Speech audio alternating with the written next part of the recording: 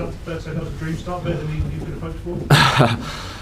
Yeah, it's a great start. There's no getting away from that. I think, to be honest, before the game with coaches, we spoke and we said that the boys were in a good place. You know, we were quite happy with the days, how we prepared for it emotionally, where the boys were, the state they were at, leaving the changing room. So I was quite happy with that leading into the game. But then, listen, City are an unbelievable team with talent, and they can rotate and change things. So there's a plan, and then you've got to go plan B and C and work around it.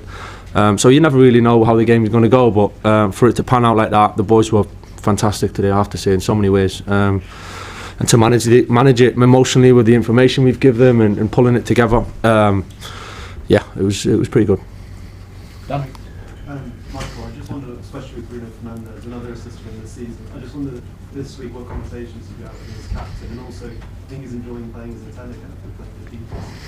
Yeah, I mean, obviously I've spoke to Bruno. I've known him a long time now, and I thought he was fantastic today. The way he played the position, you know, he's so clever and he takes up spaces, and he had a big discipline role, him and Brian, to defensively as well, to protect the team from anything coming through the middle as much as possible. So it wasn't all kind of playing and positivity to that point, but he's just got so much quality, Bruno, you know, and he can adapt, and playing in that position, he's a real threat, and he made the difference. Johnny? Mike, you brought Bobby Mainoo back in and Harry Maguire.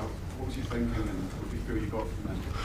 Yeah, I thought Cobby was great in there alongside Casa. I thought between the two of them, and thought it gave us a foundation really, Leacher and Harry, and the kind of block really, and I thought that gave us a really strong foundation. And I felt it was a game for experience and knowing what it feels like. It was a big ask for H, I have to say, and credit to him. I think it could taken for granted sometimes what players do, but for him to play it today and come through it and taking, it was. I'm not going to lie, it was a bit of a calculated gamble as well of how long he could play and could he get through it, because he's literally trained for 2 or 3 days for over probably 8 weeks, 9 weeks. So just shows you what it means really to him. And I thought he was fantastic. I thought between him and Leacher they were so solid at the back and give us the foundation to build on. Michael, how long have you been thinking about this? I know you've been working like 3 days with the team, but when you've seen Manchester United play, have you had in your mind thought, well, if I was manager of that team, I'd do this with it? How long have you been thinking about what you might do? Not consciously, really. I think it's obviously something that clicks into gear when you think maybe might be on my toes to do something about it. But it's there's obviously, listen, I've watched a lot. I've came here, we've got season tickets, and my family comes, so I've come to a lot of games over recent times, and you get to know the players in your own eye. Everyone has an opinion and your instincts, and then there was a little bit of what was going to take for today, and we had 3 days to prepare. So the balance of how much information, what the lads could take on, being fair to them to not overdo it, but actually City's probably ask you as much questions as anyone could possibly ask, so you've got to have the answers to that. So it was a real balance, and the coaches, I have to say, for the last 3 or 4 days have been showed how good they are in terms of how much they give the players, ways of doing it, being quite creative, and then the boys taking it on board. So sorry, it was because the fans bought, whatever it was, the fans bought into it in a way we've not really seen. Yeah, and I hope so. You know, and I think the players certainly fed off it. The players left the changing room unbelievably desperate to do well. Almost, I was thinking, don't be too desperate where you end up. It can cloud your judgment and you make decisions that because you're emotionally so invested in it. But I thought they got the balance so right, and the supporters were incredible. And I said yesterday, this can be a magical place, you know, and it does some funny things. And today, to get that feeling is exactly what we want. Hopefully it's just a start, something we need to build on. So we're not getting carried away massively, but you've got to enjoy the feeling, certainly when you get it. Sorry. Michael, that was a performance full of attacking intensity that we've not always seen over the last few years. Did you sense the players wanted that? Do you sense they reacted to that this week, that they wanted to be let off the leash to really have a go at things?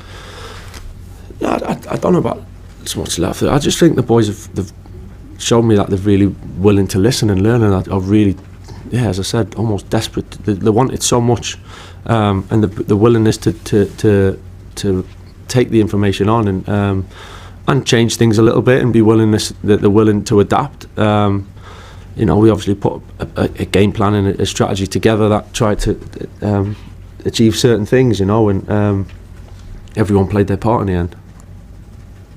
Hi Michael, great win of course.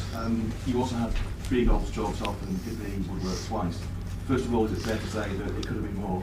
And secondly, Guardiola was in here a short while ago saying that the yellow challenge on Lukaku should have been a straight red. What's your view of this?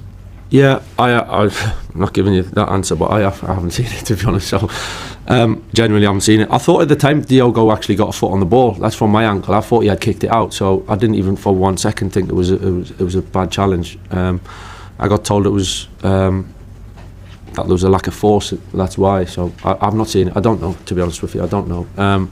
These type of games have swings and momentums and decisions, and like you say, we could have scored more for the slight offside, however close they were. I've not looked at them back, but we felt dangerous in the game all the time, even right from the start with Harry's header, and I thought we had that, which we wanted to have that intent. We knew, they're so good at having possession, and they ask questions of you, and certain times you can't chase the ball and do that for the whole game. So we wanted to have a real attacking intent, and I thought the front four, backed up by what was behind them, I thought were pretty special today, I have to say.